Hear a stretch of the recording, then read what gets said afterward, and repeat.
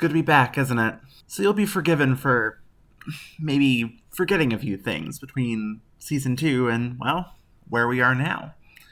Season 3 is just about to begin today, so why don't we recap a little bit? Now, in the wake of season 1, Westgate had been left in absolute disarray, and the Irregulars were kind of struggling to find their place in the new paradigm. Stong was in prison.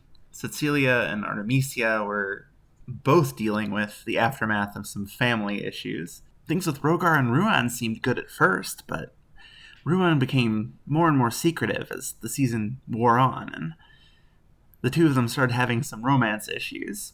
Even Sturge had to cope with the loss of his hand. This season, though, this was all about trying to stop the Night King.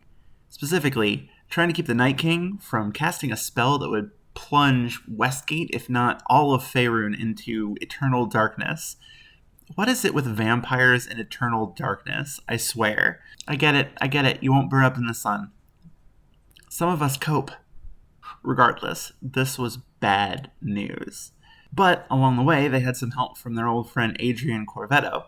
This paladin is basically Stong's hetero life mate and co-father to Mirabelle. But after Adrian's return, Stong getting out of prison, and a pretty bad night mask attack, Stong sent Mirabelle off with Adrian to keep her safe. Of course, things are extra complicated with Sorshin acting really weird, seemingly having to do with some kind of repeating timeline.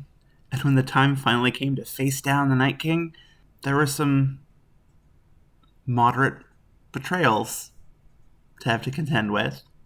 Sort of. It's complicated. Somehow, though, the Irregulars pulled through.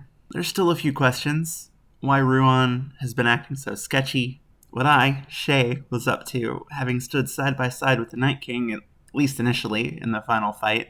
Though, I did turn against him, and trust me, I have my reasons. And Stong biting the big one during the fight. Now, in the aftermath, following the Night King's defeat, Stong was revived, so our big, lovable lunk is still with us. But the Night King got away. His evil spell-casting chalice is destroyed, at least. But the biggest complication seems to be that in the aftermath of the fight, after Stong's revival, a strange figure in a golden mask appeared and impaled Sarshin before making off with the body. Not the body. He was still breathing last we saw him. Here's hoping he still is. So, who is this figure in the golden mask? How do they know Cecilia? And is Sarshin still alive? Guess we'll have to wait and find out.